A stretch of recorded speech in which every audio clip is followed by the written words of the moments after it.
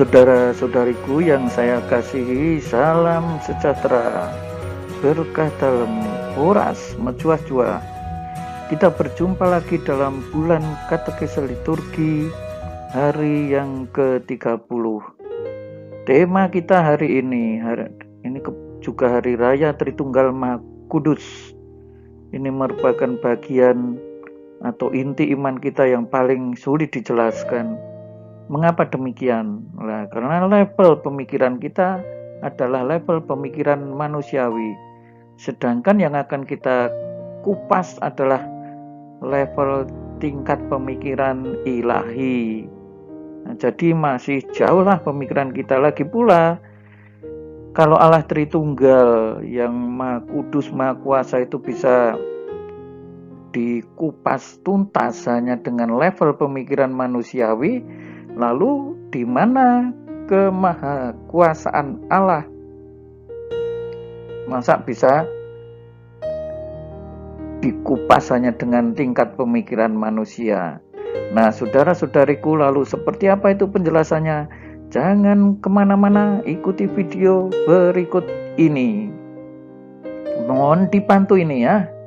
Nah, ini penting ini, subscribe dari Tuhanlah Pertolonganku channel dan bagikan kepada teman-teman serta bunyikan loncengnya.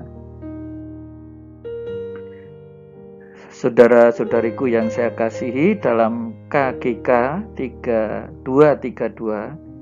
Katekismus Gereja Katolik ya, orang Kristen dibaptis dalam nama Bapa, Putra dan Roh Kudus. Ya, ini dalam Injil Matius ya.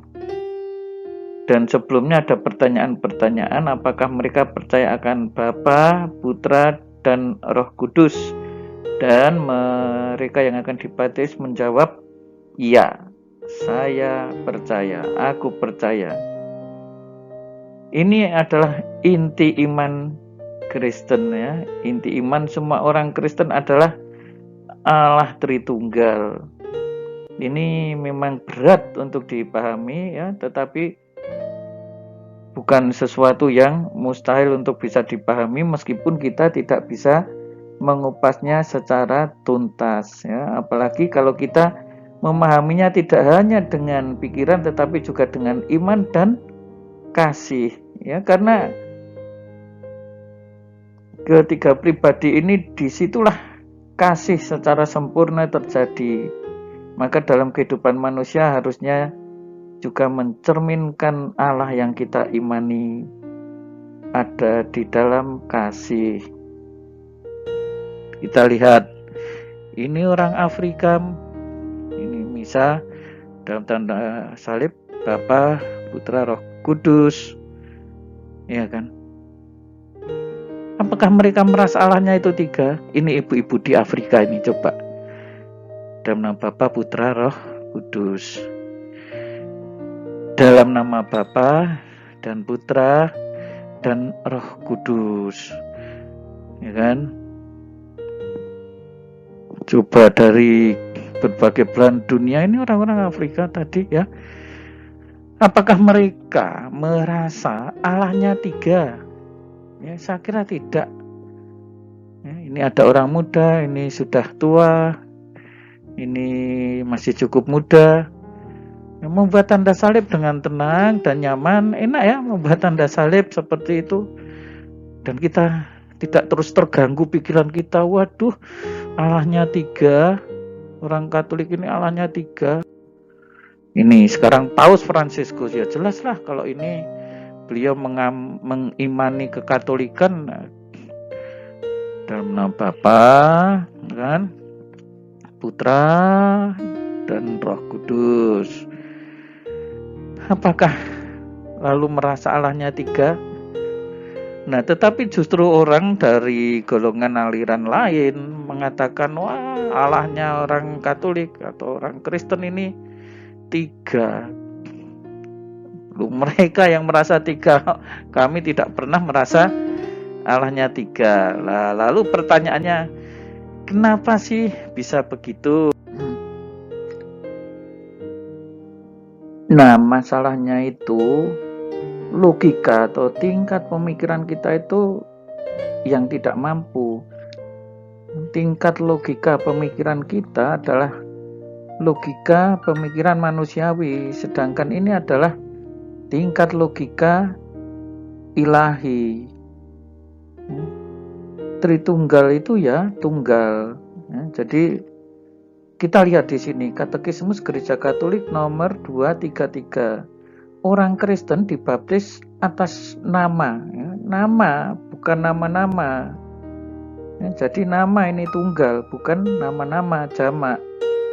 Nama apa? Bapa, Putra, dan Roh Kudus.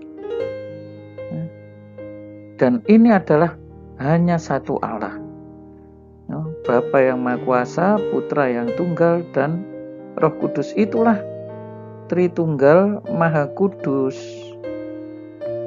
Bagi kita yang dikaruniai itu tidak masalah ya. Jadi level kita yang tidak mampu itu yang menjadi masalah ya. Bukan permasalahannya pada Allah Tritunggal itu sendiri. Nah, ini harus dibedakan yang seperti itu. Ya.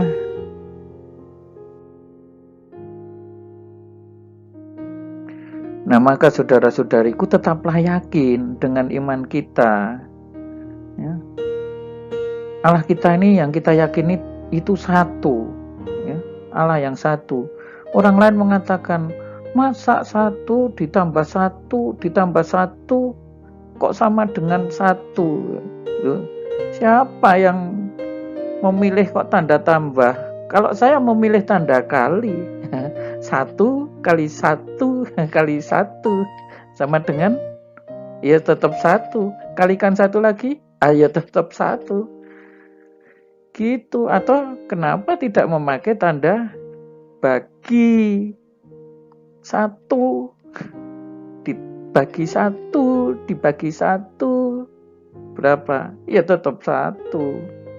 Nah, orang lain kok bilang begitu? Nah, itu pikiran mereka, sekali lagi tidak mampu. Nyatanya ya, untuk mereka yang dikaruniai itu ada miliaran orang loh. Miliaran orang loh, saudara-saudari, yang bisa membuat tanda salib dengan nyaman, Bapa dan Putra dan Roh Kudus, dan merasa Allahnya tetap satu. Maka kalau orang nggak dikaruniai, ya berat itu. Berat. Karena apa? Untuk memahami tanda salib aja sudah berat, apalagi sampai mencoba memahami dan menerima Allah Tritunggal. Berat. Ya. Tidak semua iman Kristen memang bisa dijelaskan dengan logika manusiawi, ya. Terlebih-lebih mengenai kealahan. Ya. Nah, kalau Allah itu bisa dijelaskan dengan logika manusiawi, ya betapa kecilnya Allah di bawah pemikiran manusia.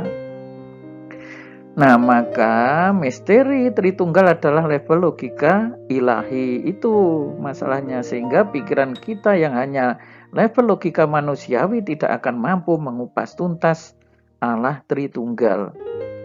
Mohon maaf ya, sama seperti kalau kita punya peliharaan binatang misalnya, itu ya bisa komunikasi ya, tetapi kita mengkomunikasikan hal tertentu, dia tidak akan bisa menangkap. Tapi kita bisa menangkap apa yang dia harapkan. Nah, kenapa? Pemikiran kita jauh di atas peliharaan kita itu, binatang itu. Nah, gambarannya seperti itu. Saya tidak mengatakan bahwa manusia itu binatang ya, tetapi tingkat logika ilahi dan manusia itu jauh berbeda. Tuh. Nah, maka seringkali karena merasa bingung dengan misteri Allah Tritunggal ini, banyak dari mereka ini ya yang telah mengenal Allah Tritunggal tapi membuangnya. Aduh, sayang sekali ini. Ini sama saja orang membuang mutiara berharga untuk kehidupan surgawi. Loh, mutiara berharga untuk surgawi loh. Nah, kalau mutiara duniawi aja dibuang, wah pengen lagi, bisa beli lagi. Ya tentu kalau ada duitnya gitu. Nah, ini kalau mutiara surgawi sudah dibuang, nggak bisa diambil lagi. Ini masalahnya. Nah, saudara-saudariku, tetap yakin dengan iman akan Allah yang satu, tetap tenang. Kita dengan sangat nyaman membuat tanda salib dalam nama Bapa dan Putra dan Roh Kudus. Begitu saudara-saudari ya, Tuhan Yesus memberkati ya penjelasan ini, kiranya moga-moga membantu. Oh ya, jangan lupa ini subscribe ya, untuk mereka yang sudah subscribe bagikan kepada teman ya. Jangan lupa bunyikan loncengnya supaya tidak ketinggalan notifikasi video berikutnya.